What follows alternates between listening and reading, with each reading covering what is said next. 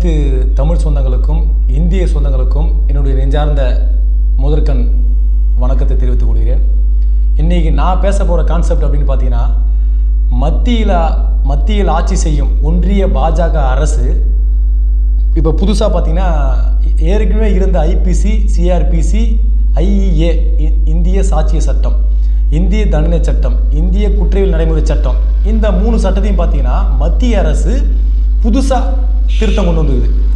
அது எதுக்காக பெரும்பாலும் திருத்தம் கொண்டு வந்து பார்த்தீங்கன்னா, நம்ம நாட்டை பிரிட்டிஷ்காரர் ரூலிங் பண்ணுறப்ப வெள்ளைக்காரர் கொண்டு வந்தது, அதன் அடிப்படையில் தான் இதை மெயினாக நாங்கள் மாற்றுறோம் அப்படின்ற அடிப்படையில் தான் அவங்க மெயினான ஒரு முக்கிய காரணமாக சொன்னாங்க. பிரிட்டிஷ்காரர் ரூலிங் பண்ணால் சரி, நான் இல்லைன்னு சொல்ல, பிரிட்டிஷ்காரர் கொண்டு வந்த சட்டத்தை மட்டும் நீங்கள் மாற்றுறீங்க.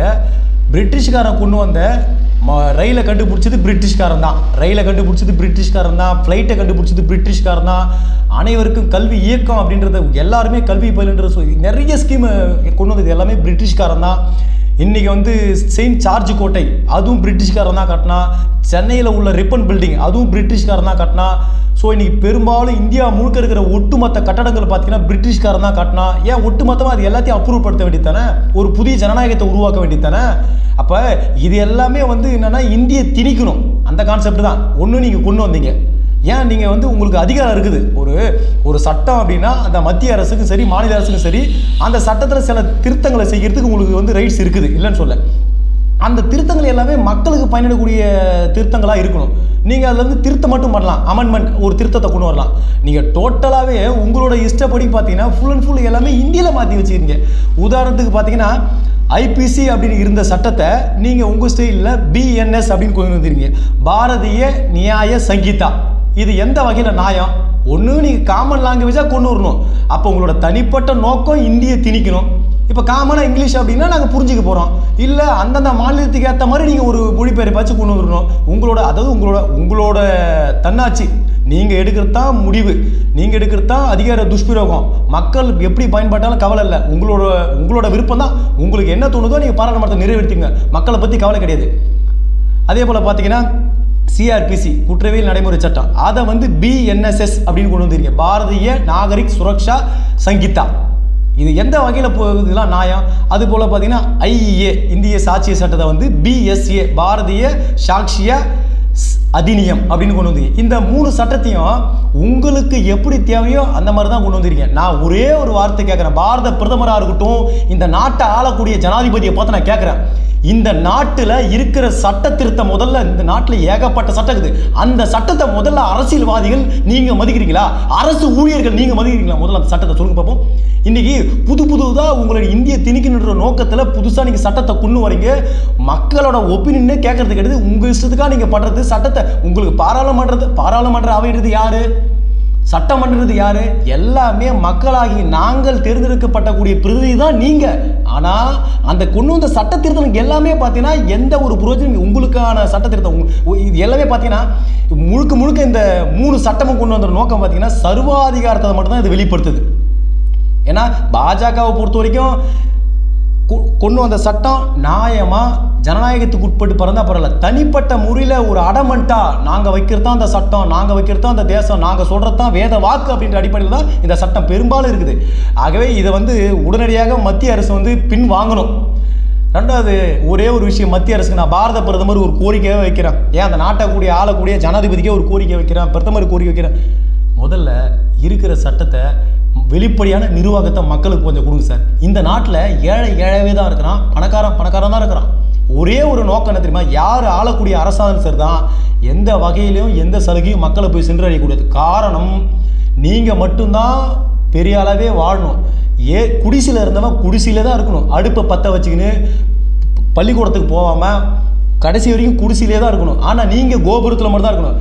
உண்மையாகவே ஒரு ஜனநாயக நாடு இருந்துன்னு பார்த்தீங்கன்னா, பிரிட்டிஷ்காரன் ரூலிங் பண்ணால் பார்த்தீங்களா, பிரிட்டிஷ்காரன் ரூலிங் பண்ணுறப்ப தெளிவாக சொன்னான், நாங்கள் இந்த நாட்டை விட்டு போகிறத பற்றி நாங்கள் கவலைப்படலை, ஆனால் நாங்கள் இந்த நாட்டை விட்டு வெளியேறினா இந்தியர்களுக்கு வந்து ஆள தெரியாது, பதவிக்கு அவசரம் அடிச்சுக்குவாங்க, அதிகார துஷ்பிரயோகம் பண்ணுவாங்க, எத்தனை உயிர் போனாலும் கவலைப்பட மாட்டாங்க, அவங்களுக்கு தேவை பதவி அப்படின்னு தெளிவாக பிரிட்டிஷ்காரன் அன்றைக்கே சொல்லிட்டு போனான். ஸோ அந்த நிலைமை தான் இன்னி வரைக்கும் இந்த நாட்டில் நடக்குது.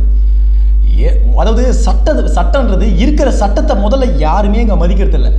ஒரு உதாரணத்துக்கு பார்த்தீங்கன்னா நிறையா இருக்குது. ஒரு பஸ் அப்படின்னா அதில் ஒரு 52 பேர் தான் போக முடியும். ஒரு ட்ரெயின் பார்த்தீங்கன்னா ஒரு பாக்ஸில் ஒரு 78 பேர் தான் போக முடியும். ஒரு பைக்குன்னா 2 பேர் தான் போகணும், ஹெல்மெட் போகணும். ஸோ இது மாதிரி நிறையா இருக்குது. அரசு ஊழியர்லாம் முதல்ல லஞ்சம் வாங்கக்கூடாது. ஒரு மக்கள் பிரதிநிதி பார்த்தீங்கன்னா ஒரு சேவை செய்யக்கூடிய ஒரு அரசியல் பணின்றது ஒரு தூய்மையான மக்கள் பணி. ஆனால் ஒரு சாதா ஒரு இடைத்தேர்தலில் ஜெயிக்கிற எம்எல்ஏ அவன் 10 தலைமுறை சொத்து சேர்க்குறான். அப்போ காரணம், அப்போ அரசு மேலே அந்த மக்களை ஆளக்கூடிய அரசு சரியில்லை.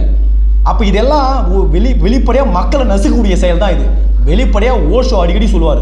ஓஷோ தலை சிறந்த ஒரு பண்பாளர், தலை சிறந்த எழுத்தாளர், தலை சிறந்த உளவியல் நிபுணர். அவர் தெளிவாக சொல்லுவார், சட்டன்றது பார்த்தீங்கன்னா ஒரு சிலந்தி வலை மாதிரி.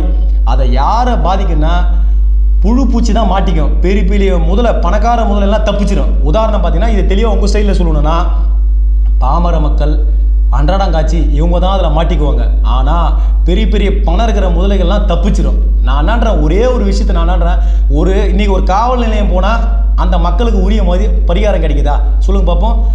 ஒரு சாதாரண ஒரு அன்றாடங்காட்சியிலேருந்து ஒரு குடும்பத்தில் போய் ஒரு புகார் கொடுத்தா உடனே வழக்கு, உடனே எஃப்ஐஆர், உடனே ரிமாண்டு. அப்போ முதல்ல காவல்துறையும் சரி, அரசு அதிகாரியும் சரி, லஞ்சம் வாங்காமல் இந்த தேசத்துக்கு பணி செய்ய முதல்ல சொல்லுங்கள். ஒன்று. ரெண்டாவது பார்த்தீங்கன்னா, அரசியல்வாதி பார்த்தீங்கன்னா 5 வருஷம் தான். ஆனால் இந்த அரசு ஊழியர்கள் இருக்கிறாங்க பார்த்தீங்களா, IPS officer, IRS officer, tahsildar, இவங்கெல்லாம் பார்த்தீங்கன்னா இவங்க எல்லாமே கிட்டத்தட்ட இவங்க எத்தனை ஆட்சியாளர்கள் வந்தாலும் இவங்க பதவியில் நீடிப்பாங்க. அப்போ முதல்ல இவங்க எல்லாருமே பார்த்தீங்கன்னா ஒரு கட்டுக்கோப்பாக, நாங்கள் யார் எந்த அதிகாரி சொன்னாலும், எந்த எம்எல்ஏ எம்பி சொன்னாலும் நாங்கள் எங்களோட பணியை நாங்கள் கரெக்டாக தான் செய்வோம், லஞ்சம் வாங்க மாட்டோம், நேர்மையாக தான் இருப்போம், இந்த நாடு வளர்ச்சி அடையணும், இந்த ஒரு இந்திய நாடு வல்லரசு நாடு ஆகணும் அப்படின்ற ஒரு தேச ஒருமைப்பாடோட என்னைக்கு இவங்கெல்லாம் இருக்கிறாங்களோ அன்றைக்கி தான் அந்த தேசம் உண்மையான வளர்ச்சி சந்திக்கும். உண்மையான வல்லரசு அதான். மற்றபடி இந்த நாடுலாம் வல்லரசுலாம் அடையவே இல்லை. வல்லரசுன்றதுனா ஏழையாகவே இருக்கக்கூடாது, எல்லாருமே சரிசமமான உலகத்தில் எல்லாருமே வாழணும். உதாரணத்துக்கு இந்திய அரசியலமைப்பு சட்டத்தை தெளிவாக சொல்கிறாங்க. என்னன்னு, இந்திய அரசியலமைப்பு சட்டம் பார்த்தீங்கன்னா சட்டத்தின் முன் அனைவரும் சமம், சாதி மதம் எல்லாத்துக்கும் அப்பாற்படுது. ஆனால் இங்கே சாதியை வச்சியும் மதத்தை வச்சு தான் இன்றைக்கி அரசியல் பண்ணுறான். ஒரு தொகுதியில் இன்றைக்கி ஒரு சீட்டு கொடுக்கணுன்னாலும் எந்த சாதின்ற அடிப்படையில் தான் இன்றைக்கி சீட்டு. அப்போ எதுக்கு இதெல்லாம் கேவலமாக இல்லை? இதுதான் பிரிட்டிஷ்காரன் தெளிவாக சொன்னான். நாங்கள் அந்த நாட்டை விட்டு வெளியேறதை பற்றி கவலை இல்லை, நாங்கள் அந்த நாட்டை விட்டு போனால் இந்த நாடு சின்ன பின்னமாகிடும் தெளிவாக சொன்னான். ஆனால் பிரிட்டிஷ்காரன் ரூலிங் பண்ணுறப்ப எல்லாருக்கும் எல்லாமே கிடைச்சிது. அவனோட நோக்கம் நாம் சொல்கிறது எல்லாரும் கேட்கணும், ஆனால் எல்லாமே மக்களை போய் சென்றடையணும் அப்படின்ற ஒரு நல்ல எண்ணத்தோடு தான் அந்த நாட்டை ஆண்டான். ஆனால் அந்த நாட்டை ஆண்ட பிறகு, இந்த நாட்டை பிரிட்டிஷ்காரன் வெளியே போன பிறகு இந்த நாடு எந்த ஒரு வளர்ச்சியும் இல்லை. ஒரே ஒரு வார்த்தை, எந்த சட்டம் கொண்டு வந்தாலும் சாமானிய மக்களுக்கு மட்டும்தான் இது பாதிப்பு தவிர பெரிய பெரிய பணக்கார முதலையோ மந்திரியோ பிரதமருக்கோ இது பாதிப்பு கிடையாது. ஒரே ஒரு நாள் அரசியல்வாதி இருக்கிறாங்க பார்த்தீங்களா, அரசியல் என்பது ஒரு தூய்மையான ஒரு பணி. அந்த யாருங்க தூய்மையெல்லாம் இல்லை, எல்லாமே கரைபடிஞ்சு போச்சு. ஒரே ஒரு நாள் ஒரு பாரத பிரதமராக இருக்கட்டும், ஸ்டாலின் ஆகட்டும், மக்களை ஒரு நாள் கலெக்டர் மப்டியில் போய் ஒரு பஸ்ஸில் பயணிக்க சொல்லுங்களா பார்ப்போம். அப்போ இது எல்லாமே ஒரு வெளிப்படையான ஒரு ரொம்ப கேவலமான விஷயம் இந்த சட்டம் கொண்டு வந்ததுலாம் பொதுவாகவே. அது மட்டும் இல்லாமல் பார்த்தீங்கன்னா நிறையா சொல்லலாம். தமிழகத்தை பொறுத்த வரைக்கும் திராவிடர் கட்சிகள் இருக்குது, ரொம்ப நீண்ட நாளாக கட்சி இருக்குது திராவிடர் கட்சிகள். திமுக இருக்கட்டும், அதிமுக இருக்கட்டும், பாஜக இருக்கட்டும், அந்த மாதிரி கட்சி பொதுவாகவே இருக்குது. ஆனால் இப்போ நான் ஆம் ஆத்மி கட்சி, அந்த ஆம் ஆத்மி கட்சியில் என்ன ஒரு நண்பர் கேட்டார், சார் உங்கள் கட்சியில் நான் வரேன், அங்கே சாதி மதம் பார்க்கப்படுகிறதா அப்படின்னு கேட்டார். நான் ஒரே ஒரு வார்த்தை சொன்னேன், எங்களோட கட்சியில் பொறுத்த வரைக்கும் சாதி மதம் இதுக்கு எதுவுமே இடம் கிடையாது. ரெண்டாவது, நான் கிட்டத்தட்ட 3 வருஷமாக பயணிக்கிறேன். என்ன யார் என்ன சாதி எந்த மதம்னு கேட்க மாட்டாங்க, நானும் கேட்க மாட்டேன். ஏன்னா கட்சியோட கொள்கை அது. நம்மளோட நோக்கம் சாதி மதம் அப்படின்னு அடையாளப்படுத்துறதுக்கு இல்லை, ஒரே நோக்கம் தேச வளர்ச்சி, தேசத்தை காப்பாற்றணும், ஊழலை ஒழிக்கணும், கெஜ்ரிவால் சொல்லக்கூடிய பாதையில் நம்ம பயணிக்கணும், தேசத்தை மீட்டெடுக்கணும், எல்லாமே எல்லா விதமான சலுகையும் மக்களை போய் சென்றடையணும் அப்படின்ற ஒரே ஒரு எண்ணத்தோடு பயணிக்கிறவங்க தான் ஆம் அதிமுகன்னு சொன்னேன். ஆனால் நான் உதாரணமும் சொன்னேன், திமுக அதிமுகவில் பார்த்தீங்கன்னா பட்டியலினத்தவர் எஸ்டி எஸ்சி பீப்புள் எத்தனை மாவட்ட செயலர் இருக்கிறாங்க சொல்லுங்க பார்ப்போம். தமிழ்நாட்டில் கிட்டத்தட்ட ஏகப்பட்ட மாவட்டம் இருக்குது, அதில் எத்தனை எஸ்டி எஸ்சி பீப்புள் இருக்கிறாங்க சொல்லுங்க பார்ப்போம். மாவட்ட செயலாளர்கள் சொல்லுங்கள். அதிமுக இருக்கட்டும், அதே போல் ஒன்றிய கழக செயலாளர் பதவியில் எத்தனை பேர் எஸ்சி எஸ்டி பீப்புள் இருக்காங்க சொல்லு பார்ப்போம். அப்போ அதெல்லாம் வெளிப்படையாக யாருமே கிடையாது. ஒரு சில பேர் என்ன போட்டு வச்சுருப்பாங்க. உதாரணத்துக்கு பார்த்தீங்கன்னா ஒரு 100 போஸ்ட்டுன்னா அந்த 100 போஸ்டிங்கில் 2 பேர் இருப்பாங்க. ஒரு வெளிப்படை என்ன தெரியுமா சொல்லுவாங்க, தலைமையை என்ன தெரியுமா சொல்லுவாங்க பார்த்தீங்களா. நான் விசாரித்த வரைக்கும் தலைமையை என்ன சொல்லுவோம், இப்போ உதாரணத்துக்கு ஒரு 2 பேர் இருக்கிறாங்க, குமார் கண்ணன் அப்படின்னு 2 பேர் இருக்கிறாங்க. கண்ணன் பார்த்தீங்கன்னா கிட்டத்தட்ட கலைஞர் காலகட்டத்திலேருந்து கட்சியில் இருக்கிறாரு. அது ஏடிஎம்கேல இன்னொரு நபர் அம்மா எம்ஜிஆர் காலகட்டத்திலேருந்து கட்சியில் இருக்கிறாரு. ஆனால் அவங்க என்ன பார்த்தீங்கன்னா எஸ்டி எஸ்சி அந்த பீப்புளாக இருப்பாங்க. ஆனால் தலைமை என்ன சொல்லணும்னு பார்த்தீங்கன்னா, நான் விசாரிச்ச வரைக்கும் நீங்கள் வேறு சமூகம் எஸ்சி எஸ்டி, நீங்கள் ஒன்றிய கழக செயலாளராக நீங்கள் மாவட்ட செயலாளர் தான் மற்றவங்க பயணிக்க மாட்டாங்க. அதனால் நீங்கள் வந்து ஒன்றிய துணைச் செயலரை வாங்கிக்கிங்க, ஒன்றிய மாவட்ட துணைச் செயலரை வாங்கிக்கிங்க, அவரே இருந்துட்டு போட்டோம். அப்போ இங்கே எங்கே அப்போ சமத்துவம் சகோதரத்துவம் சமூக நீதி எங்கே இருக்குது? சமூக நீதி சமத்துவம் சகோதரத்துவம் என்னன்னு பார்த்தீங்கன்னா எந்த வகையிலும் கட்சியில் பாராபட்சம் இல்லாமல் அது எந்த சமூகமாக இருந்தாலும் ஏற்றுக்கணும். அதுதான் ஒரு அரசியல் நோக்கம், அதுதான் ஒரு நாட்டோட நல்ல திட்டம். இப்போ எங்கள் ஆம் ஆத்மியை பொறுத்த வரைக்கும் பார்த்தீங்கன்னா சாதி மதம் எதுவுமே கிடையாது. ஒரே நோக்கம், தேசத்தை காப்பாற்றணும், மத்தியில் எப்படியாவது ஆட்சி அமைக்கணும். இந்த நாடு சுதந்திரம் அடைஞ்சு எந்த ஒரு முன்னேற்ற வளர்ச்சி இல்லை. இந்த நாட்டில் இருக்கிற மக்கள் எல்லாருமே மேலே வரணும், எல்லாருமே காரில் போகணும், எல்லாருமே படித்து பெரிய ஆஃபீஸர் ஆகணும், எல்லாமே கிடைக்கணுன்ற ஒரே ஒரு தேச வளர்ச்சிக்காக தான். ஊழல் இருக்கக்கூடாது, நல்ல ஒரு மக்களாட்சி, உண்மையான ஜனநாயகத்தை மீட்டெடுக்கிறது தான் கெஜ்ரிவால் போராடிக்கிறார். அந்த வகையில் நாங்களாம் ஆம் ஆத்மியில் இருக்கிறது ரொம்ப பெருமைப்படுறேன். ஆம் ஆத்மின்றது உண்மையாலுமே ஒரு அபூர்வமான கட்சி, மக்களுக்கு நல்லது செய்யக்கூடிய கட்சி மட்டும்தான். எந்த ஒரு எதிர்பார்ப்பும் கிடையாது. எல்லாமே நாங்கள் ஒவ்வொரு மீட்டிங் போகிறோம், எல்லாமே என் சொந்த பணம் தான். எல்லாரும் சரி, இன்றைக்கி நான் பயணிக்கிறேன் சரி தான்.